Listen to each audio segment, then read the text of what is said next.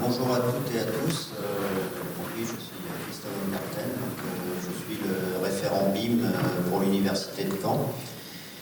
Et alors, je vais faire illustrer ça. Voilà.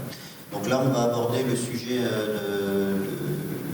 de l'approche en fait du BIM vers le CIM, puisqu'aujourd'hui, nous, notre démarche. Alors tout d'abord, pour faire un petit rappel, le président de l'université hier vous a un petit peu exposé l'université de Caen. Donc là j'ai fait une slide pour vous montrer un petit peu voilà, comment nous sommes répartis sur le territoire de l'ex-Basse Normandie, puisque c'est un territoire où nous sommes maillés sur Cherbourg, sur Saint-Lô, Vire, Alençon, Lisieux et Caen, et à peu près avec la représentation des bâtiments. Il a fait référence à plus de 90 bâtiments. Alors c'est vrai qu'il y a plus de 90 bâtiments, mais nous avons aussi des fermes, puisque l'université avait bénéficié d'héritage à certaines époques. Donc aujourd'hui, réellement, en patrimoine, en maintenance pure, nous avons 86 bâtiments qui représentent 283 000 m². Et nous avons un territoire qui est sur 800 000 m² et qui est couvert par la moitié de l'espace vert.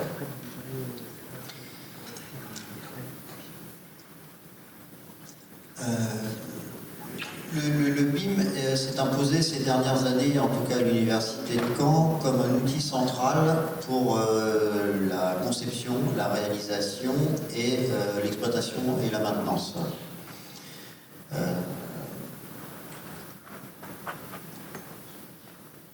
Alors oui, parce qu'une maquette numérique a un avantage par rapport aux bases de données qu'on pouvait avoir avant, c'est que en fait on centralise toute la donnée à l'intérieur du modèle. Donc ça nous permet d'avoir à la fois notre base documentaire, notre base d'information, et en même temps aussi une base de dimensionnement faite directement par la modélisation.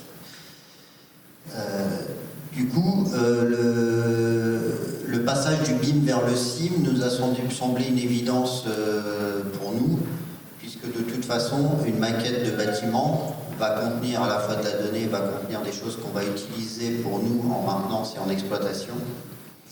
Et ben, une maquette de territoire, pour nous aujourd'hui, c'est aussi la même chose.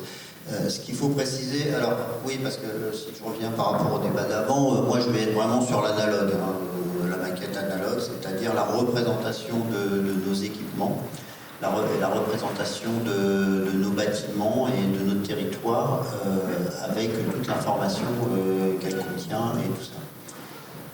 Donc pourquoi? Parce que c'est une base de données qu'on peut mettre en commun et qu'on peut donc centraliser, ce qui est beaucoup plus facile pour les différentes équipes ou voire même les prestataires extérieurs à accéder à ces données. Donc nous, le BIM, c'est vraiment un outil central d'utilisation dans lequel on va mettre, c'est-à-dire qu'on va vraiment l'utiliser pour la maintenance et l'exploitation. À la base, c'est notre métier. Comme l'a dit le président, en 2022, nous avons eu la dévolution. Et cette dévolution a fait qu'on est devenu propriétaire de nos bâtiments, et à partir du moment où on est devenu propriétaire de nos bâtiments, nous sommes devenus maîtres d'ouvrage, ce que l'on n'était pas à la base. À la base, on était simplement des exploitants mainteneurs.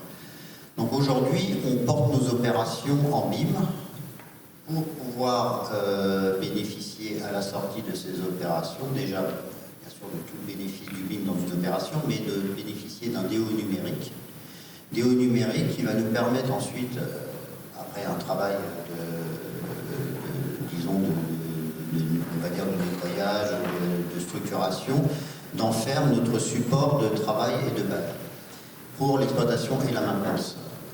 Nous avons mis en place à l'université de Caen une GMAO dans lequel on couple nos maquettes.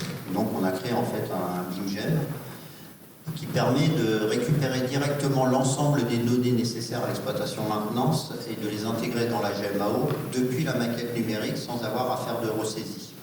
L'intérêt, il était là pour nous, c'était d'avoir une donnée qui soit simple, une donnée qui soit efficace et une donnée qui soit, ils en ont parlé, une donnée objective. Alors qu'est-ce qu'une donnée objective? C'est surtout d'être capable d'être à peu près sûr que la donnée que l'on a est la bonne donnée. Et du coup, c'est de vraiment avoir un seul point d'entrée de la donnée, c'est-à-dire que celle-ci soit rentrée à un endroit et ensuite elle soit dupliquée et utilisée, mais qu'on n'ait pas à ressaisir de la donnée au risque de faire des erreurs ou de se tromper ou d'oublier d'en mettre une à jour. Donc voilà, donc ça c'est notre GMAO qu'on a mis en place. Donc à partir de cette GMAO, vous pouvez soit à partir de la maquette venir chercher l'information à l'intérieur de la GMAO, puisque cette information en fait est exportée dans la GMAO et que notre exploitant mainteneur, puisque c'est un prestataire extérieur, lui va mettre à jour et utiliser l'information dans la GMAO. De ce fait, la maquette devient un outil visuel, devient un outil aussi qui permet soit de mesurer, d'avoir le dimensionnement, des choses comme ça, mais devient un outil visuel qui permet facilement de repérer un équipement, de savoir où est-ce qu'il est situé.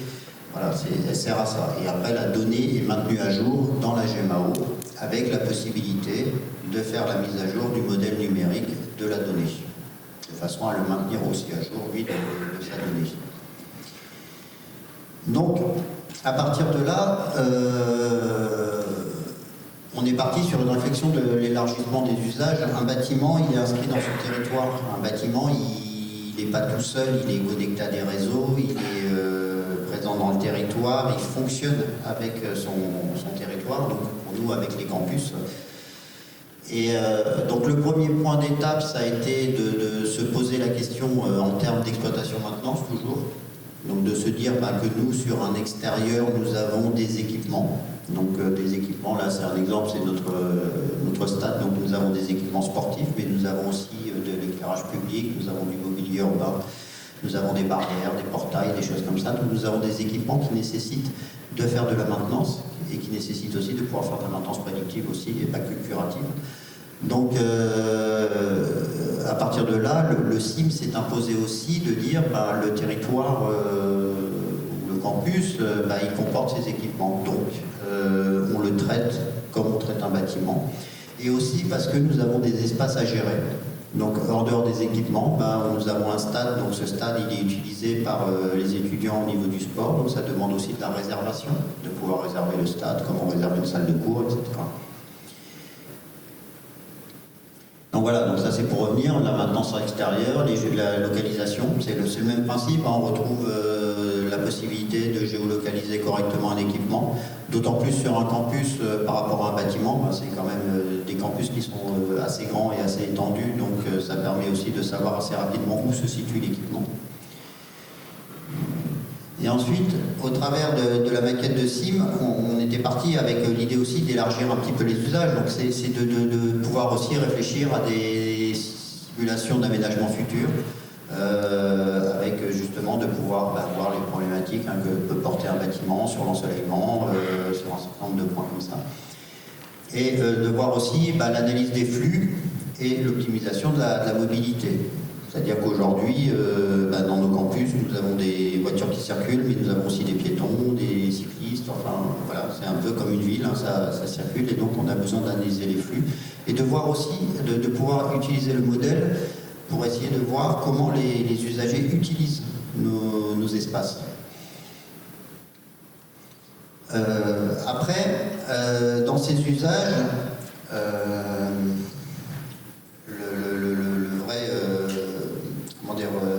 le vrai travail que nous souhaitons porter, c'est un travail sur la biodiversité, de travailler sur les corridors verts, de travailler justement sur, ça a été abordé par la présentation du Québec d'ailleurs, qui était très intéressante là-dessus, sur les corridors verts, sur les îlots de chaleur, les îlots de fraîcheur.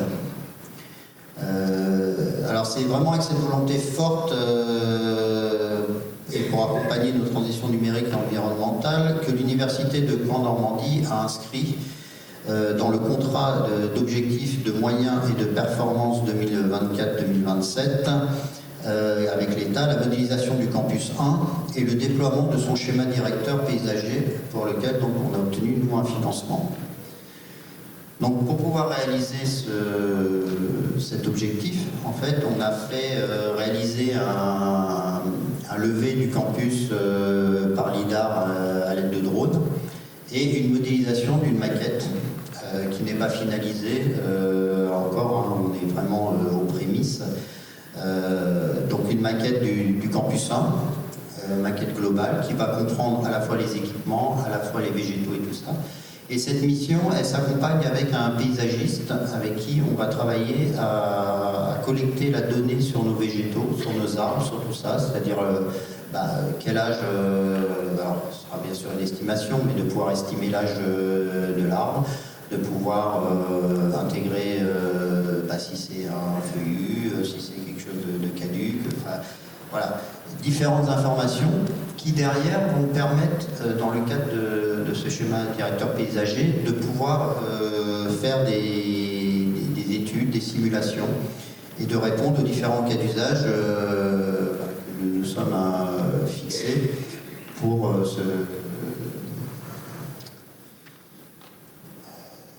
ce schéma directeur.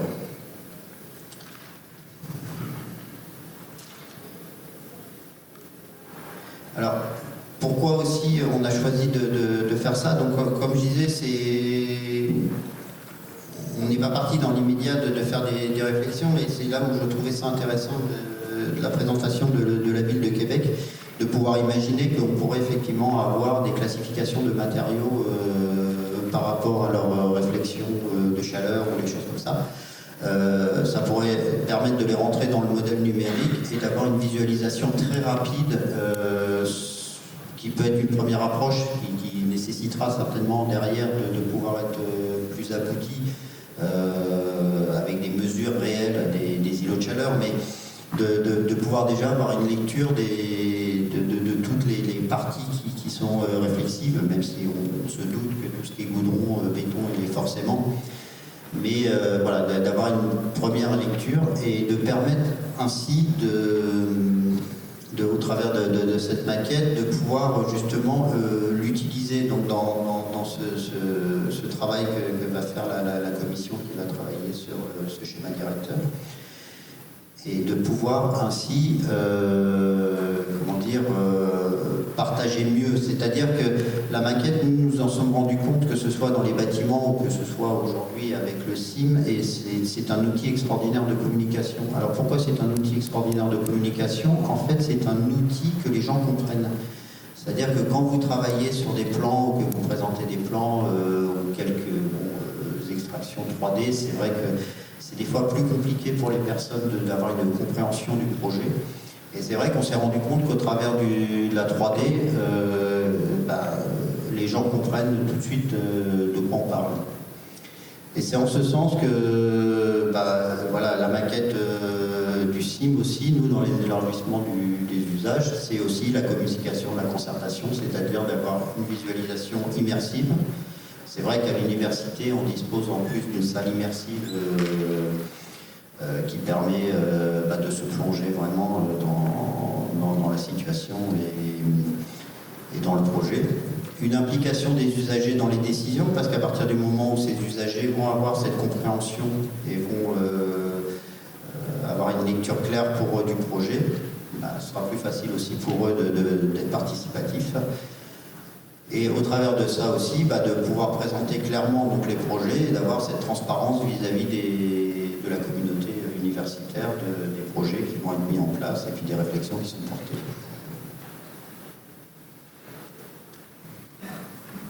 Donc, pour conclure, c'est vrai que pour nous, le BIM, il optimise l'exploitation du patrimoine bâti. On l'utilise maintenant depuis quelques années, donc au travers de nos opérations où nous faisons toutes les opérations en BIM, toutes les grosses opérations de rénovation. Nous avons commencé aussi la modélisation de notre patrimoine bâti que nous faisons en interne. Certaines maquettes ont été faites par un prestataire extérieur sur la partie extérieure, mais là c'était dans le cadre d'un projet. C'est parce qu'on a un gros projet de restructuration de tout notre bloc sciences pour séparer les blocs par rapport à la sécurité incendie, et de ce fait on avait besoin des façades, des hauteurs, les hauteurs de plancher. Donc ça a été modélisé dans le cadre de ce projet-là.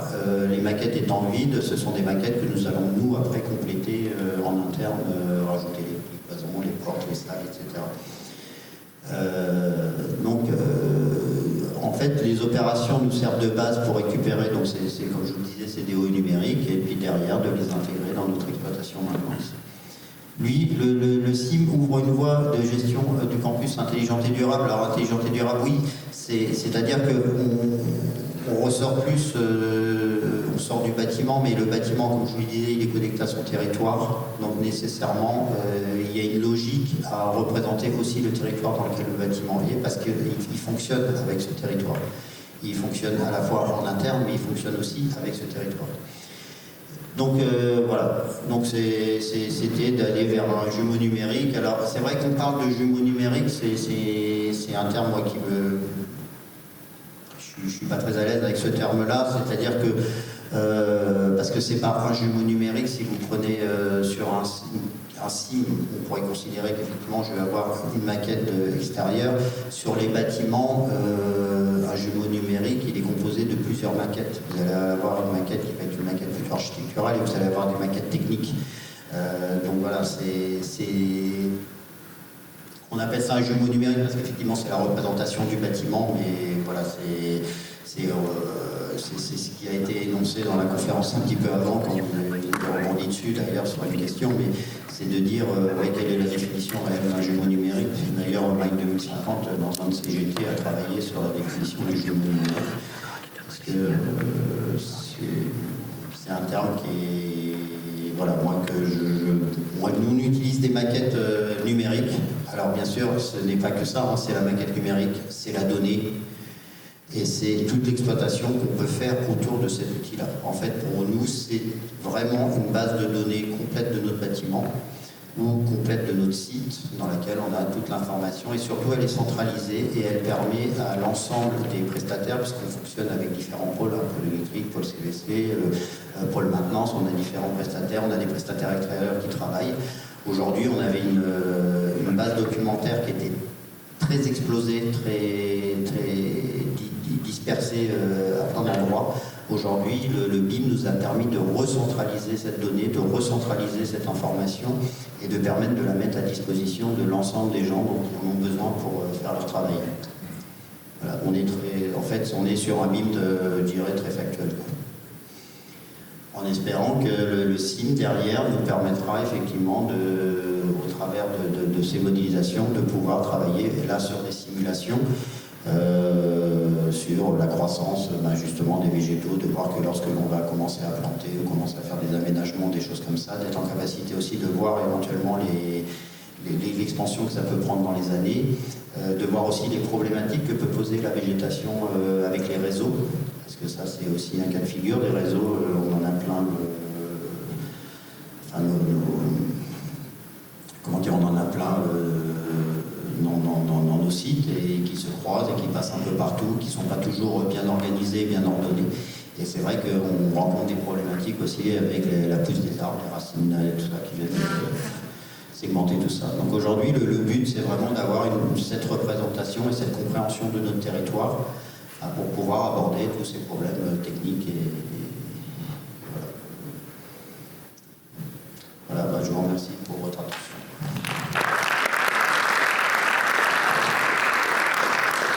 Merci Christophe. Est-ce qu'il y a quelques questions dans la salle?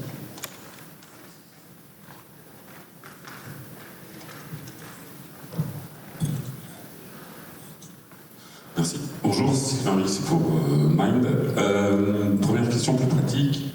En fait, vous avez différents formats. Vous travaillez avec les différents formats. Vous avez tout transformé en maquette numérique pour gérer votre patrimoine.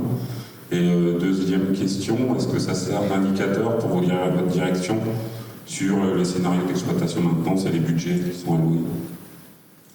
Alors, oui, alors pour les formats, on a plusieurs formats, on n'a pas modélisé encore tous nos bâtiments. Là, je vous dis, on va avoir une maquette du campus Lens et au niveau SIM, donc non, on a encore des plans, on travaille encore en 2D, on a encore des tableaux Excel, mais bon, voilà, l'objectif c'est d'avancer.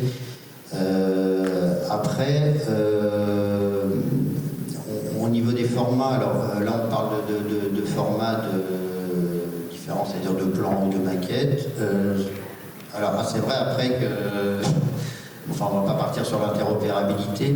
C'est vrai que nous, ça nous arrive aussi dans le cadre de nos opérations, hein, puisqu'on est un opérateur public, c'est-à-dire qu'on ne peut pas imposer de format au moment de la réalisation des opérations. Donc, chaque prestataire va travailler avec son logiciel et dans son format logiciel. Et donc, on va récupérer un DO numérique qui va être basé sur l'IFC et sur des natifs que nous, on ne peut pas obligatoirement utiliser puisqu'on ne dispose pas de ces logiciels-là. À partir de là, sur certaines opérations, on est obligé de refaire modéliser. Bon, nous, on utiliserait vite, hein, après on pourrait utiliser un autre format, mais on utiliserait vite. Et c'est vrai qu'autant en conception-réalisation, on ne rencontre pas de difficultés sur ces différents formats, autant d'exploitation-maintenance, on en rencontre pour la simple et bonne raison que quand vous êtes sur une réalisation d'une opération, chacun travaille sur sa maquette et chacun travaille dans son format. Et vient simplement implémenter la maquette éventuellement d'un autre lot pour lui réaliser la sienne. En exploitation maintenance, en fait, nous on se retrouve à devoir remodéliser sur l'ensemble des maquettes. Donc à devoir faire des changements, des choses comme ça. Et c'est là où, oui, le format numérique varié que l'on reçoit suite à une opération nous pose des problèmes. Donc ça nous est arrivé de refaire modéliser, oui, en Revit, ou de remodéliser des choses, nous, en interne, de façon, disons, à répondre à nos besoins. Après, sur l'aspect décisionnel, aujourd'hui, les maquettes servent permettent de communiquer avec notre présidence ou avec des instances décisionnaires. Comme je disais tout à l'heure, c'est un outil extraordinaire de communication. On avait fait un petit truc sympa d'ailleurs avec Prestimontis sur la salle Henri Bernard qui est la salle de conseil historique, où en fait on avait fait une modélisation et ils avaient fait un simulateur pour pouvoir choisir des mobiliers, des choses comme ça, pour savoir un peu. Voilà. Ça permet comme ça de prendre des décisions et d'arriver. Après, aujourd'hui, on n'a pas assez de maquettes, on ne s'est pas encore assez, on va dire, abouti pour permettre d'être un réel outil décisionnaire de priorisation des choses, quoi. Je vais répondre à votre question. Autre question, une dernière.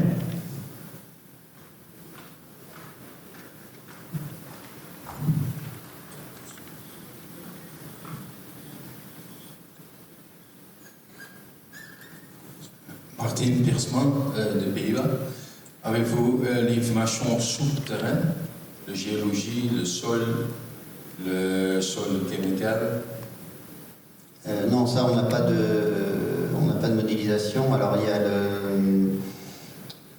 je vais certainement dire une bêtise, il y a un organisme, c'est pas l'Adriel, non, je sais plus, qui a des cartographies, des sous-sols et des choses comme ça, d'autant plus qu'il y a beaucoup de carrières sur le camp. Mais non, c'est pas une donnée, nous, qui est intégrée. C'est-à-dire, dans le cadre d'un projet, on va faire une étude de sol, on va faire, mais ces données-là, aujourd'hui, ne sont pas renseignées dans nos maquettes. Le câble, le tuyau? Vous voulez dire les réseaux? Le câble, le tuyau, le cable and pipelines. Oui. Les réseaux, oui. Alors, aujourd'hui, ce qu'on a, c'est qu'on a couplé un plan, on a nos plans, on a bien sûr le plan topo classique.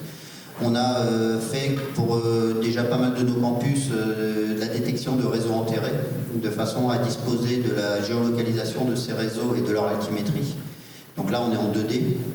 Et certains réseaux aujourd'hui ont été modélisés. Dans le cadre du projet du stade, on a tout le réseau de drainage et les réseaux environnants qui sont modélisés. On a fait un projet de construction d'une chaufferie biomasse, donc qui se trouve en haut du campus, et cette chaufferie biomasse en fait distribue tout le campus 1. Et là, pareil, on a la modélisation de l'ensemble du réseau de chauffage qui passe dans le sol et qui vient alimenter 23 sous-stations dans différents bâtiments. Donc toute cette modélisation, aujourd'hui, on l'a. Pour le sustainable development of the universities. Like in the Netherlands, we do Delft University. We have geothermal energy, so that they don't use the fossil fuels anymore for heating the buildings. And we put on solar panels on the roofs of all the buildings. Je suis désolé, je comprends pas la question. Mon anglais est très mauvais. to pull energy, sustainable energy supply. Énergie solaire, géothermique. Oui, comme ce qui avait été énoncé par rapport à un cadastre solaire ou quelque chose comme ça.